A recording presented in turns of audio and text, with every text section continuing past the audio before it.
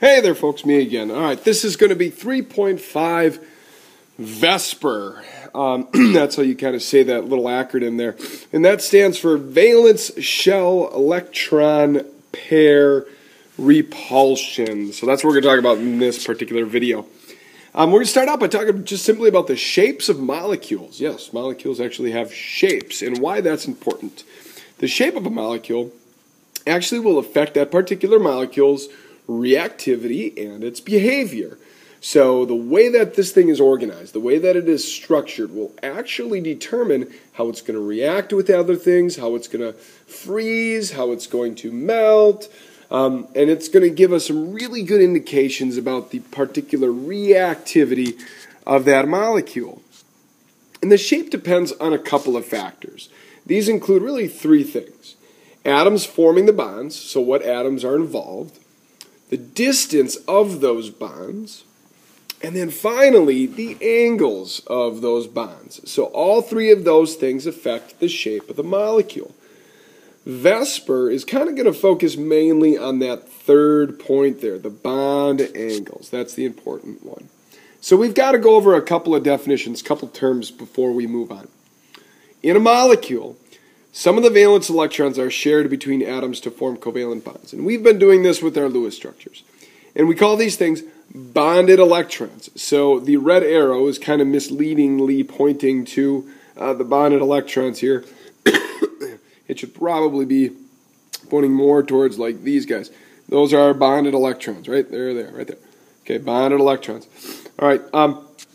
The other electrons that could be in our molecule are not bonded, and sometimes we call these non-bonding electrons, or probably more often, and what I use are lone pair electrons. So that's these guys up here. So if you drew the Lewis structure for oxygen, or for water rather, because this is water, that Lewis structure, which I think you already have in your books, would look something like this. You'd have oxygen, and then hydrogen, and then hydrogen, and then you would have lone pair electrons. See, those are the lone pair. Right, that's probably how we drew it in our book. But guess what, folks? This is not the appropriate shape for a water molecule. It actually looks a little bit different, and we'll discuss why in a second. It's all about VSEPR. All right. So, VSEPR. Here's the idea. In all covalent molecules, electrons are going to try to stay as far away from each other as possible. As far away as possible. They do not like being close to each other. And this is, this is just common knowledge because they're all negatively charged, and negatively charged things will repel one another. So both bonding and non-bonding electrons repel. So what we're looking at with this image at the right side of the page is the electrons that are here, those are bonding electrons, want to be as far away from these electrons. And they want to be as far away from these electrons. And they want to be as far away from these electrons as electronically possible. Okay? So the shape of the molecule, therefore, depends on a couple of things. Depends on the number of regions of electron density. Okay, we'll get to that in a second. That it has on its central atom. And whether these are bonding or non-bonding electrons. So what do we mean by electron density? That's just the region or the area where the electrons are.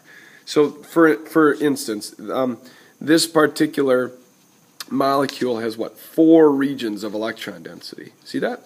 4 separate regions. And how many are bonding? Well, 2 are bonding. We have 2 bonding regions. 2.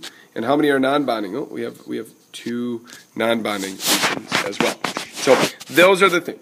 Electron density, how many of those do we have? And then how many are bonding and how many are non-bonding? Those are the things that are important. Once the dot structure has been established, so once you've drawn the Lewis dot structure for that particular molecule, the shape of the molecule will follow one of the basic shapes depending on, again, the regions of electron density around the central atom, and the number of regions of electron density that are occupied by bonding electrons. So here are your basic shapes, and in fact you do not have to write this table down because I do have it in your chemistry manual. I have a bigger one for you. The most common shapes of molecules are here to the right, so some molecules are linear, they look like straight lines, and some are bent. Some are tetrahedral, which is kind of a neat name. Tetra, that's 4. Tetrahedral is like a 4-dimensional object. Trigonal planar, oh my goodness. Trigonal, well, you might hear like triangle there. And planar means it's all in a plane. So a triangle in a plane. And then there's some other weird ones there. So if you go to page 123 in the chemistry manual, you should kind of know the first 5 that are in that manual. And out of those first 5, I know linear is one of them. I think angular or bent is one. I think tetrahedral is one, and trigonal planar is one. I think the only other one is trigonal pyramidal. So this dude and this dude, you do not have to know those two. So you want to kind of know those first 5. You want to know what the shapes are. Linear, I mean, come on, we're going to bent, that's pretty simple. And the other 3 you're just going to have to kind of memorize. All right, so let's take a look a little bit closer at each one of these. A linear molecule. Linear molecules have only 2 regions of electron density. And so we can actually use a little abbreviation for linear molecules. It's AX2, and I'll show you what that abbreviation means in a second. So carbon dioxide, CO2, this is a linear molecule. It only has 2 regions of electron density. Okay? What the A means in this little symbol, the A always means the central atom. Okay? The central atom. The X refers to the number of bonding electrons. Okay? Bonding pair of electrons. So we have, there's 1 bonding pair of electrons. There's 2 bonding pair of electrons. So we call AX2. So that symbol is, or it denotes a linear molecule, AX2. Okay? So only 2 regions of electron density. And so remember what VSEPR does is the electrons want to get as far away from each other as possible. We'll have an activity in class to show this. They want to get as far away from each other as possible. So if this electron density for some odd reason was like up here, well, that wouldn't be good because now this angle is only, 90 degrees. And they're not as far away from each other as possible. So instead, the angles go opposite of one another. So now that angle is like 180 degrees. And then as far apart as they can be. So that's linear. The second one, angular or bent molecules have at least 3 regions of electron density, but only 2 are occupied. So I'm going to give 2 different examples here. We're going to give the SO2 example and the H12 example. So these are examples of bent or angular. We're going to lump those 2 into the same group. And we're going to start with water, the one on the bottom. Okay, if you notice the little symbol down here, the little code, again, A represents the middle atom, which is oxygen. Okay, X2. Remember the X is how many bonding pairs do we have? Oh, we got 1 there, and we got 1 there, so X2. And then, if you drew the Lewis structure for water, one thing you would notice, is that there are electrons, lone pair electrons on that central atom. And they want to get, again, as far away from the other bonding pairs as possible. So they're actually going to force the water molecule to bend. If you look at the water molecule, it's actually bent. And that's so that all of the electrons, bonding and non-bonding, can get as far away from each other as possible. That's the idea behind VSEPR. Okay? So this code that I have over here, AX2E2, is actually specific for the water molecule. The sulfur dioxide molecule, right, it would have a different code. Its code would be AX2E, right? Because it only has one pair of non-bonding electrons right there. So A again is the middle, so that'd be sulfur in this case. X2, X1, and X2, so there's 2 bonding sites. And then finally, the E is this guy right here, is the lone pair electron. You can see the lone pair electron right there. There it is, where oxygen has 2 lone pair electrons. All right, moving on. Trigonal planar. Trigonal planar, all occupied by other atoms. So in this case, our code is AX3. Carbon dioxide is a great example of this. Every single region around the central atom is occupied by shared electrons. And that's the look of a trigonal planar molecule. Or sometimes, like in this case, a trigonal planar ion, right? Because this wouldn't be a molecule. Why is it not a molecule? Because of the 2 negative charge. That's an ion. And finally, trigonal pyramidal. Okay, trigonal pyramidal, the code is AX3E. So we have 3 regions that are occupied by other atoms and 1 by lone pair electrons. Okay, so if we take a look at the molecule itself, It actually has kind of a pyramidal shape, right? Looks like a pyramid. That's where the pyramidal phrase comes from. You guys can kind of see that pyramid right here.